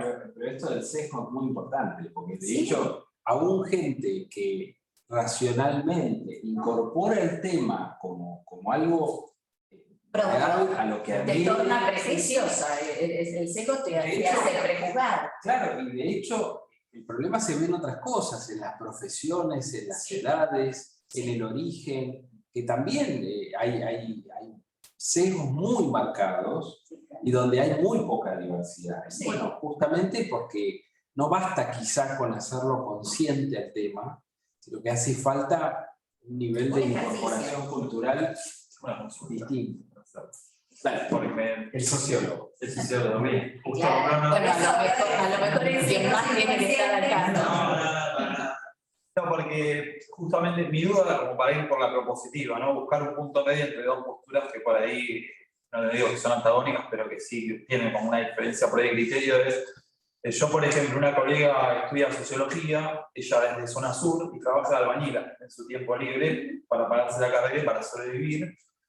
Y pensando en el ejemplo que mencionabas de los colectiveros, ¿no? Ella me cuenta que van muchas veces las pibas, ellas se organizaron en un colectivo de mujeres por la construcción y van a pedir laburo. Y Van a ofrecerse. van a ofrecerse y ya existe este sesgo Sí, hay de un que prejuicio. a lo mejor son buenísimas, que son más responsables, llegan más horarios, tienen la suficiente fuerza física, pero es muy difícil que en una entrevista, en una prueba de trabajo, poder demostrar todo eso. Entonces, ya de por sí van a ir más varones a la entrevista de trabajo, ya van a estar en desventaja. Y me ha contado, por ejemplo, que han querido ir con amigas de ella, de esta organización que tienen, a capacitaciones de la UOCRA, por ejemplo, de zona sur, y directamente no las dejan entrar. No, nosotros, si les llega a pasar algo a ustedes, como ya dando por sentado que no Son tienen los débiles. conocimientos técnicos. Mi pregunta es, bueno, por un lado entiendo lo de la autonomía, digamos, de las organizaciones frente a la imposición del Estado, de ciertas normas, obviamente, y por el otro lado la postura, digo, la otra postura es decir, bueno, la norma en este caso tiene que... Mi pregunta es, si rechazáramos la norma en estos casos, ¿qué punto intermedio se podría buscar si no hay una norma que abra el juego, digamos, en este tipo de lugares? ¿Cuál sería la posición intermedia que quizás se podría buscar para que se abra la cancha, digamos, en este tipo de instancias, como yendo un caso bien bajado a tierra, ¿no? Porque si no existe la norma, ni siquiera la organización sindical, ¿no? Que más allá de la valoración que cada cual pueda tener de los sindicatos, se supone que deberían tener como una postura. ¿Cuál sería la disposición o la forma jurídica concreta que permita, en este caso puntual, que las pibas tengan mayor consideración para laburar de lo que quieren laburar? Esa es mi pregunta. Está muy buena. Sí, claro. A ver, es que ahí justamente es donde veo que la norma no puede llegar, porque salvo una reglamentación sindical, no habría forma de ahí imponer la obligatoriedad de contratar un cupo femenino en una obra de construcción. Bueno, ¿no? pero tenés Entonces, otras herramientas. pero eso es educación, y eso es abrir la cabeza, como dice María Marta, despojarse del prejuicio y empezar a educar en el sentido de que habría que dar, y esto puede ser en la universidad, donde existen las carreras de arquitectura, de ingeniería, de maestro mayor de obras, es decir, quien está a cargo de esa obra debería tener la apertura tal de considerar que si de 10 empleados para trabajar en el puesto más raso de la construcción, que es levantar la pared, se le presenta a una mujer, debería tener que dar la chance de probar a los 10 a una mujer, pero no llega la norma. Por eso es condicional, debería. Pero hay otras cosas. El ejemplo es la ley del impuesto a las ganancias. Por ejemplo, Ese es el ejemplo. ese es un incentivo Esa- fiscal importante. Es una ventaja impositiva, por ejemplo. Hoy como la ley de cupo laboral trans, Claro, como que Sí, no claro. está en tema, pero supuestamente Pero da son beneficios incentivos. impositivos a la Exacto, empresa. exacto, me parece que el punto intermedio que vos preguntás es ese. Y hay otros. Incentivar. Las acciones positivas en las universidades que de repente tienen cupos para el acceso a determinadas becas o a determinados puestos de educación para determinadas minorías. Es muy común, por ejemplo, en Estados Unidos. Tenés Fomentar pasantías en empresas. No, porque a veces también pasa que construcción. por más incentivos que existan y todo en determinados ámbitos, Hay el prejuicios. conservadurismo es muy fuerte, digo, y parte ya desde la... Sí, obviamente, la rentabilidad siempre va a estar primero que todo, pero aparte de la rentabilidad también se suma un factor, porque bueno, sabés, digo, en determinados ámbitos, si las mujeres o diversidades pueden ser más eficientes y generar una mayor tasa de ganancias en una empresa, digo, esas cosas. Bueno, Bueno, necesito agregar algo más, sí. porque es como el elefante en la habitación del que nadie está hablando. Y para mí también tiene que ver con, lo hablábamos un poco más temprano, con el tema de las licencias, si esto es en relación de dependencia o no, las licencias por maternidad cómo juegan, el tiempo de descanso, el tiempo de lactancia, las políticas de cuidado. Yo creo que es parte de la misma conversación. Entonces, cupo, incentivos, educación, sensibilización, cuidados, son como todo parte de una misma conversación. Por eso es importante que cuando nosotros hablamos con los empresarios, si el empresario te contesta, bueno, contratar a una mujer me sale más caro, porque entonces me cuesta cubrir el tiempo que no está, me cuesta cubrir el tiempo que se embaraza, me cuesta el tiempo de lactancia, el empresario lo mide en términos de rentabilidad, y esto es una realidad, y no reconocerlo es mirar una sola cara de la moneda. Bueno, pero prejuzga, ¿no? Porque no sabe, por ejemplo, si en esa familia tiene un matrimonio absolutamente igualitario en derechos y obligaciones. La gente presume que ante un hijo enfermo, a la primera que llaman es a la mamá que tiene que dejar su trabajo para ir a correr a retirarlo del colegio. Y no necesariamente es así, porque puede ser que el padre se ocupe de eso. Es decir, es desconocer las realidades familiares que hoy en día me parece que han cambiado muchísimo. Los derechos y obligaciones de las familias han cambiado absolutamente. Y te diría que muy buenos porcentajes son igualitarios. Entonces, por eso Depende de un montón de cosas, de industrias, de sectores, de segmentos, escalas, hay un montón de variables. Pero por eso es muy difícil llegar con una norma, porque la norma es muy genérica. Cuando vos Finlandia o Dinamarca o los países nórdicos en general, ellos tienen un tratamiento respecto de las licencias parentales. Bueno, acá está entrando un proyecto de ley para Están dar debatiendo. licencia por paternidad 90 días. Se están debatiendo, Claro. y creo que eso también es Eso es parte de esta importante. conversación Sí, que estamos eso teniendo. iguala, obviamente. Porque eso también impacta en las empresas y entonces en definitiva iguala la discusión en otro nivel. Eso en pareja, digamos. Sí, cuanto menos nivelas cierto espacio que hoy no está igualmente nivelado, porque hoy los hombres tienen la mayoría de las industrias, también depende de las industrias, los sindicatos, un montón de... Pero creo que son 10, 15 días Sí, por maternidad. sí, los tienen, pero bueno, también es cierto. 3 Sí, días. sí, no son 15, no son son 15. 3 días corridos como que es el mínimo. después los convenios. depende de los convenios colectivos. O sea, como que el promedio, creo haber leído que era entre 10 y 15 días, Claro. como que el promedio. Bueno, María Las Marta, otras industrias tienen bastante más, depende. pero ahí está el tema que hablábamos respecto a las diferencias biológicas que tiene. Obviamente que la mujer necesita más tiempo después de un parto, digamos, cuando el hijo es concebido y gestado y nacido del vientre de la madre, ¿no? O sea, es natural que la diferencia, por ejemplo, entre las licencias sea, obviamente, entre el hombre y la mujer. Pero no necesariamente eso implica que tiene que haber diferencias de costo. No, Porque no, modernizando no. la legislación, capaz puede haber compensaciones Por o supuesto. un régimen que lo plantee de otra manera. Por no como supuesto. está planteado A mí hoy. honestamente es un tema que me excede, yo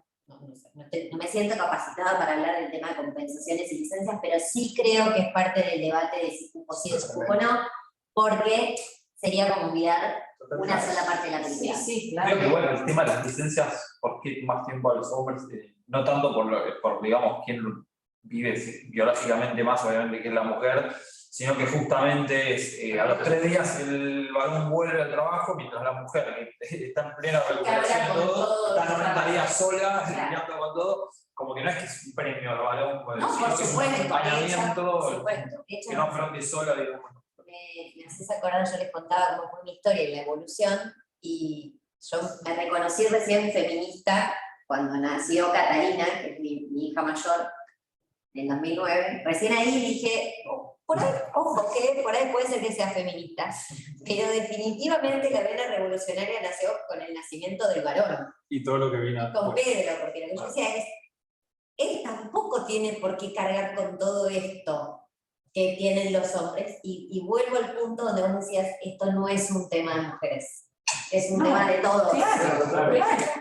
Es un Claro. tema social que trasciende al hombre o mujer. Sí. Bueno, si les parece, y para hacer esto realmente flex como pretendemos, hay un comentario y después me gustaría invitar a la gente que está presente virtualmente, que perfectamente la podemos escuchar, a que puedan hacer algún comentario, alguna pregunta. Acá hay un comentario, bueno, que capaz queda un poco desfasado, pero hablaba de que está de acuerdo con vos, Marta, en lo que decís.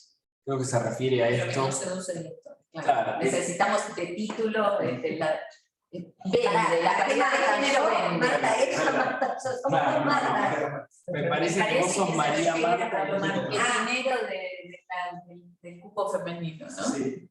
Bueno, es que eso yo creo que no tiene que manchar la discusión. Claramente hay Claro, un populismo, no. si se quiere, y Hay hipocresía, ¿no? Sí, Por esto que ella decía. Hay un populismo también. Hay mucho de hablar del cupo, pero en realidad lo que hay que ponerlo es en práctica, no pero no hace menos declarar. real la discusión. Me parece que eso No, claro. No, pero en general también, seamos sinceros, que aparece la ley, no aparece el decreto reglamentario, Sí, no se reglamenta claro, nunca más, nunca se claro, implementa, no sabes cómo aplicarlo. Bueno, la ley es como recién no la te punta del sale. iceberg. En eso no somos los únicos, fíjate los plazos que comenta Tomás de la ley francesa. Sí, Al 2030 sí. esperamos, a ver, Sí. señores, si tenemos una urgencia y proponemos realmente que la paridad de género, ya hay que empezar a trabajar, porque Sí. cambien de la cabeza de las personas la desigualdad. Pero tengo un cambio cultural. Claro. Sí, yo creo que fue con Francia y llevarlo al 2030 tiene que ver con la Agenda 2030 de Naciones Sí. Unidas y los ODS. Bueno, estamos Entonces, atrasados en ese sentido, claro. Bueno, a ver si hay alguna pregunta, algún comentario de nuestros asistentes virtuales. Miramos todos para allá, pero en realidad nos está viendo de nuestros asistentes virtuales o del público presente también. Están muy callados. Sí. Parece que Los agobiamos, es la hora. o terminaron deprimidos porque hablamos demasiado de la imposibilidad de implementar políticas de Estado. Eva Guillermo. No, bueno, no sé si me escuchan ustedes, si puedo hablar. Perfectamente, doctor. ¿Cómo le va? Muy bien, muchísimas gracias. Y para mí es un gusto escucharlos y aprender, porque realmente este conversatorio ha sido muy ilustrativo, muy interesante. Y además ha tenido la virtud, me parece, de generar preguntas, interrogantes, temas, que me parece que, bueno, posiblemente nos llevemos algunos de los presentes como para analizarlo con mayor profundidad. Yo, por supuesto, coincido con esta visión que se ha dado sobre la obligatoriedad de las normas por parte de los entes regulatorios. Creo que, al contrario, esto me parece que es contraproducente porque, como bien se ha dicho, entonces las instituciones comienzan a pensar, bueno, ¿cómo, estoy utilizando una palabra no jurídica, pero cómo zafamos de esta obligación que nos impone? Creo que en el fondo, y también se ha dicho, es un tema cultural.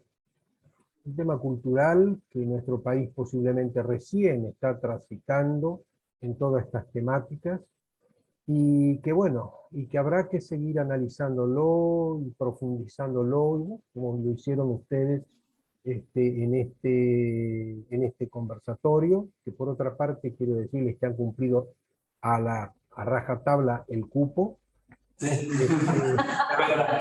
Involuntariamente. Involuntariamente. Y que cuando se habla de la autonomía de la voluntad y la responsabilidad, recordarles que el próximo Congreso de Derecho Societario, el tema que nos convoca es libertad con responsabilidad. Y este es el gran tema que tenemos por delante y que abordar. Cuando yo leí la resolución 34, por supuesto que me llamó mucho la atención un campo que me interesa mucho, que es el campo asociacional, del tercer sector, y cómo sin duda esto iba a impactar.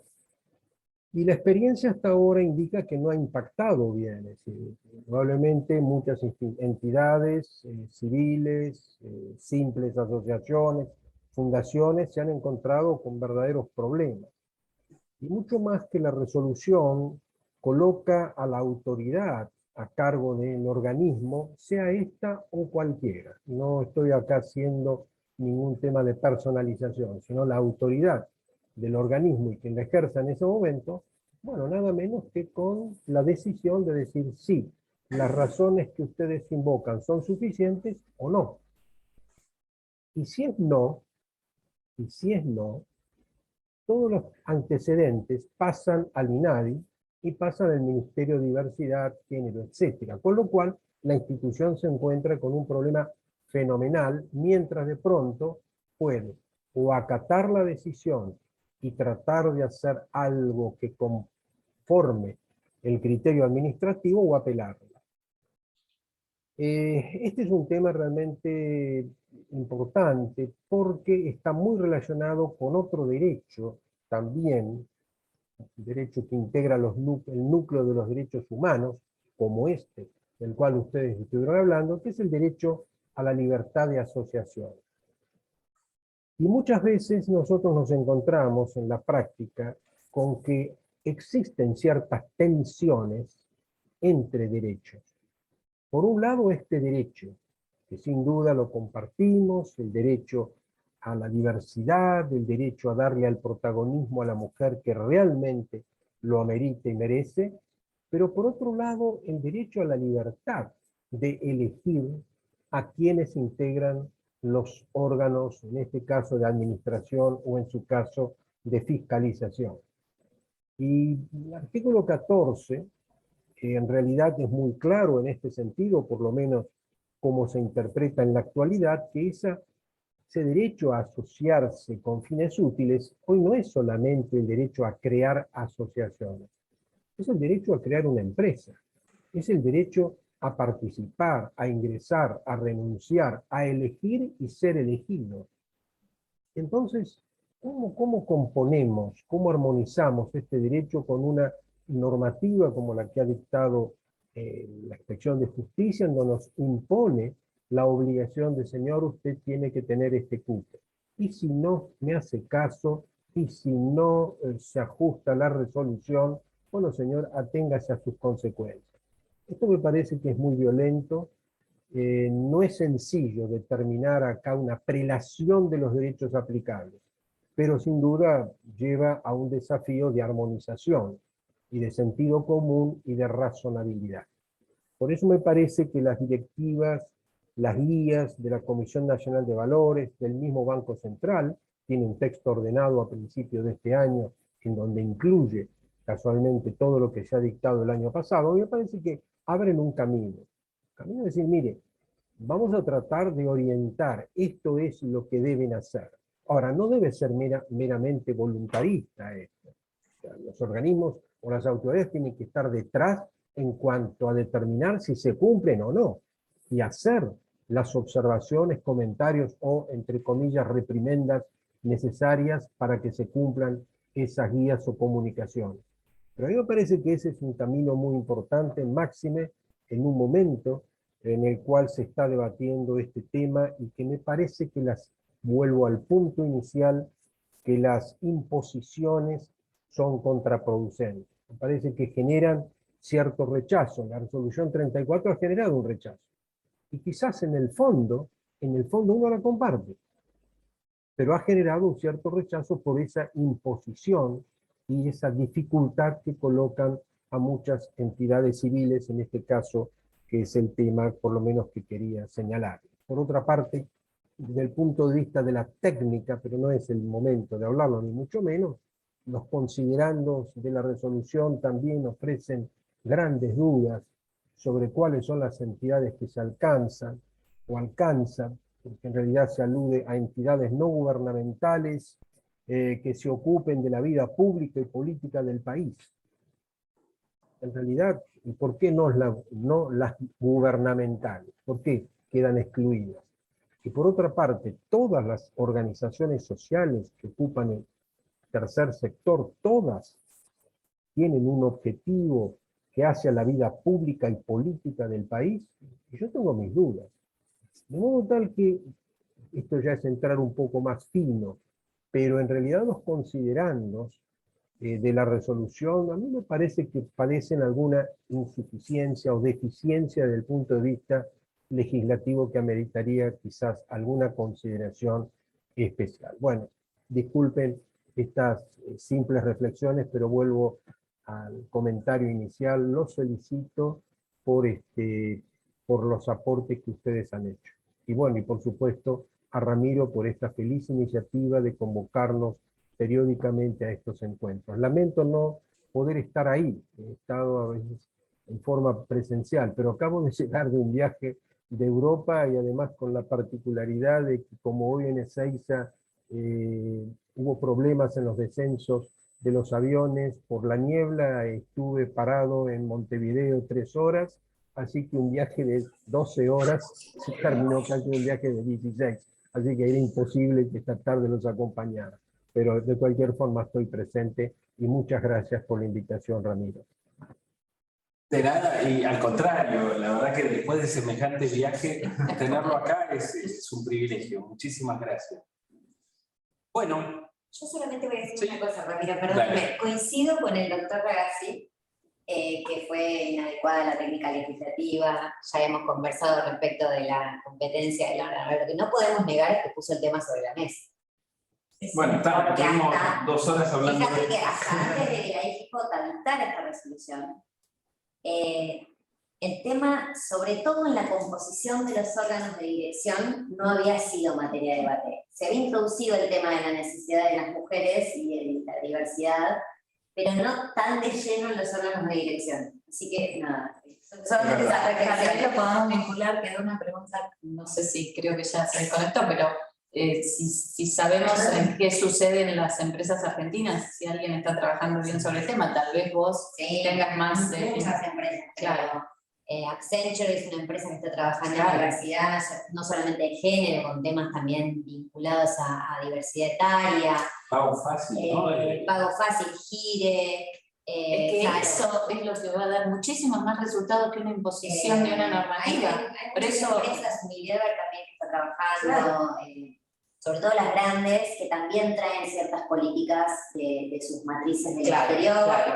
Y hay empresas argentinas, de capitales argentinos, que también están trabajando. Y donde habrán comprobado que esa diversidad les ha mejorado su eficacia, ¿no?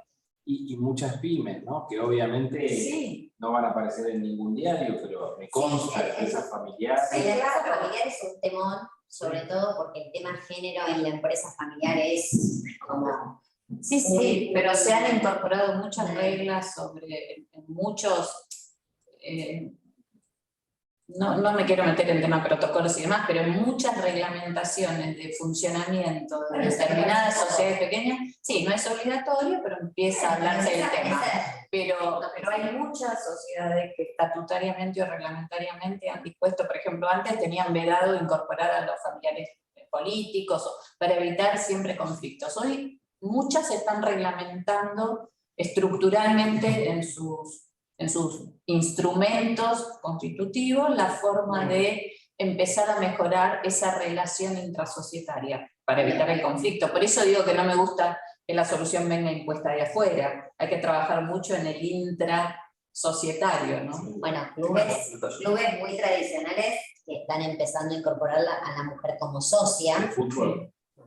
Ah, Clubes en los que como mujeres dice, no podían ser, no, ni siquiera Las mujeres eran que no podían entrar asociadas, a la sede. las mujeres eran asociadas y ahora empiezan a ser socias. Como cuando nosotros íbamos a nuestras reuniones con el doctor Carlos Odriozola, Cuba Viamonte, el doctor Ragazzi se acordará, yo no podía entrar, y era profesora de la cátedra del doctor, yo no podía entrar si no llegaba un hombre primero. O sea, no tenía acceso a la sede de Viamonte. Obviamente que eso es absolutamente prehistórico ya en el mundo que vivimos, ¿no?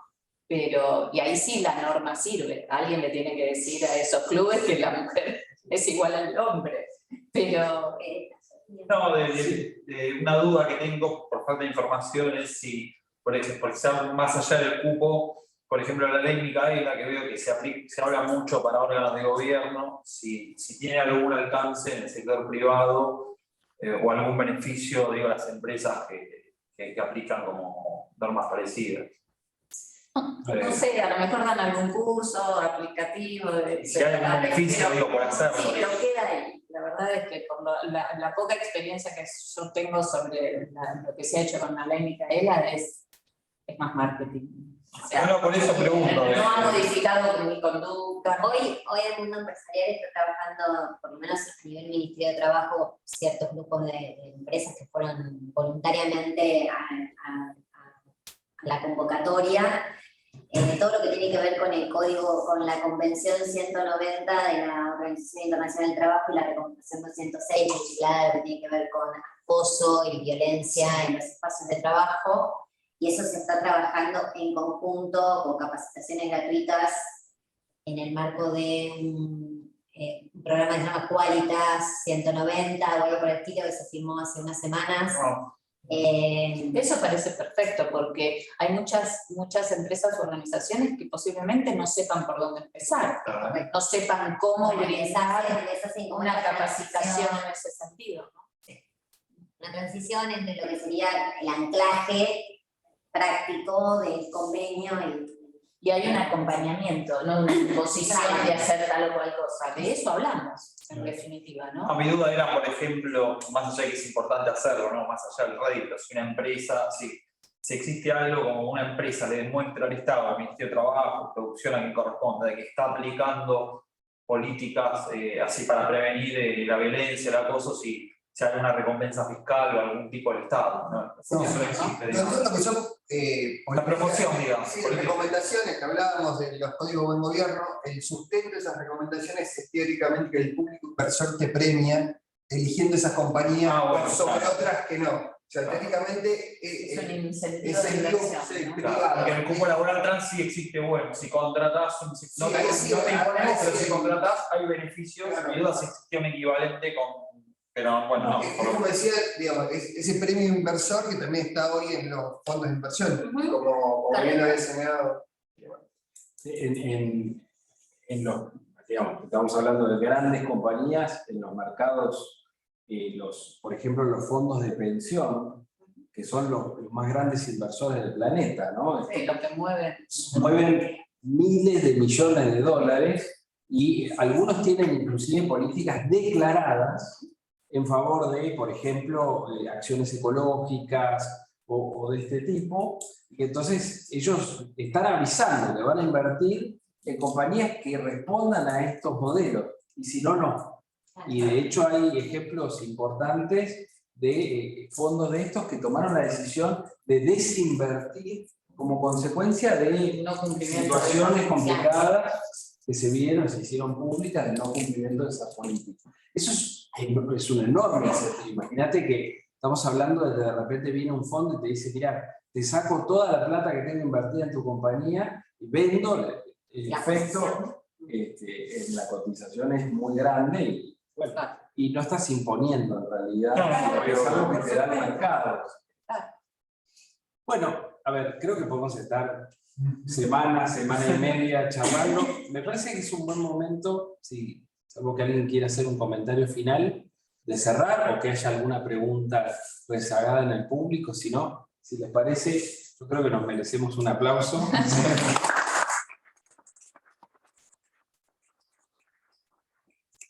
Bueno, cierro agradeciéndoles a ustedes tres y especialmente a vos, María Marta. Por favor, el placer es mío. Aprendí muchísimo, así que gracias por invitarme. Por favor. Gracias, Ramiro. Bueno, para los que no lo saben, esto se graba y vamos a tenerlo en el canal de SEAD en YouTube para que lo puedan volver a ver o compartir con las personas que les parezca que esto les puede ser valioso. Y bueno, es una forma también de ir cambiando el paradigma, ¿no? Vamos a trabajar. Claro. Así que bueno, buenas noches a todos. Muchas gracias a los que vinieron especialmente y también a los que estuvieron conectados.